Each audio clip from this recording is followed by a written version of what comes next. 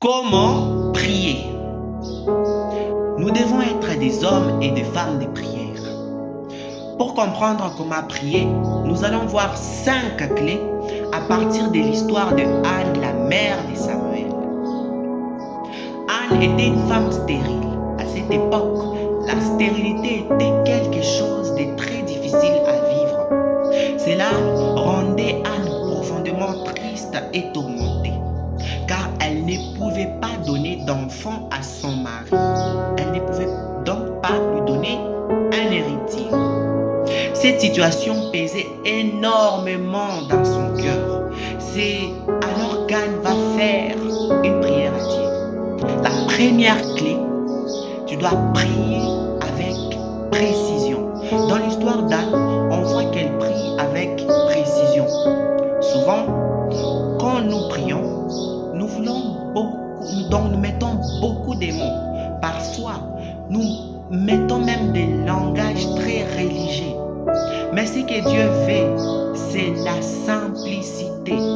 Il veut que nous demandions des choses clairement, simplement. Seigneur, je viens devant toi te dire merci parce que tu as pris soin de ma famille, parce que tu as pris soin de mes amis. Je te remercie parce que je sais que tu es là. Je pense à mon travail, je pense à mes projets, je pense à ma fille. Oh Dieu Tout-Puissant, qui dit toutes choses, fait que les choses se passent bien. Seigneur Dieu, que la journée soit entre tes mains. Je te laisse tout Jésus, je ne sais pas quoi faire, donne-moi la direction. Mon Dieu, que ta main soit sur nous, que ton nom soit béni. Encore je te dis merci. Anne dit, c'était pour obtenir cet enfant que je priais, et l'Éternel m'a donné ce que j'ai demandé. Anne avait un objectif précis, une demande précise. Bien souvent, nous voulons montrer que nous sommes plus spirituels, mais Anne, elle prie simplement. Vous savez, un enfant de 4 ans qui demande quelque chose, même s'il n'articule pas très bien, il obtient ce qu'il a demandé. Pourquoi? Parce qu'il a demandé avec son cœur, avec sincérité. La deuxième clé, c'est la persévérance. La persévérance est la deuxième clé dans la vie de prière. Anne était très attristée, mais elle a continué à prier. Elle a tellement prié qu'elle a été prise pour une femme ivre.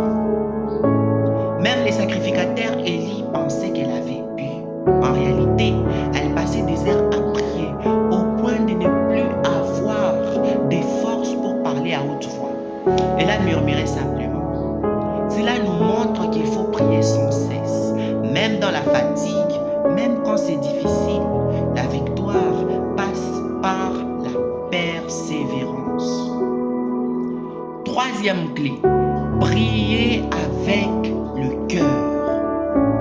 La troisième clé, c'est prier avec le cœur. Anne souffrait profondément. Quand elle lit la vie, elle lui a expliqué qu'elle n'était pas ivre, mais qu'elle était malheureuse parce qu'elle n'avait pas d'enfant. Souvent, nous prions comme si c'était une obligation, quelque chose qu'on doit faire parfois, même à contre-cœur. Par exemple, quelqu'un nous dit de prier. Par exemple, parce qu'un pasteur nous a dit de prier. Par exemple, un parent nous dit allez prier. C'est maintenant que tu vas prier. Mais Dieu ne regarde pas simplement les mots. Il regarde le cœur. Ce qui est important, ce n'est pas d'avoir des beaux mots. Oh Seigneur, l'ineffable souverain, toi qui es l'archétype de toute transcendance, dont la majesté éclate comme un astre impérissable, tu es la cause première des êtres, le pivot immuable des temps. En toi réside la plénitude du verbe divin, et par ta parole le monde s'élève, s'équilibre de cœur. Mais ce qui est important, c'est de mettre son cœur. Parfois on se décourage en disant les autres prient bien, ils ont des bons mots, sauf moi. Mais Dieu veut simplement un cœur sincère. Dieu t'appelle à prier avec ton cœur. Que tu sois triste, en colère, joyeux, amoureux, et j'en passe. La quatrième clé, prie avec foi. Anne a fait une déclaration et elle a dit que si Dieu lui donnait un fils, elle le consacrerait à lui toute sa vie. Anne a pris un engagement avec foi. Tout ce que nous devons à Dieu avec foi, tout ce que nous demandons à Dieu avec foi, selon sa volonté, nous devons croire que nous l'avons réussi. Nous devons être conscients que nous parlons à un Dieu de l'impossible, un Dieu qui accomplit des miracles et pour qui rien n'est impossible. Cinquième clé, la reconnaissance. La cinquième clé, c'est la reconnaissance. Après que Dieu a exaucé Anne, Anne a été reconnaissante.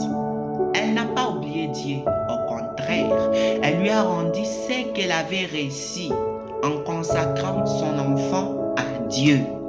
La reconnaissance est quelque chose que beaucoup de gens oublient, mais elle est très importante devant Dieu.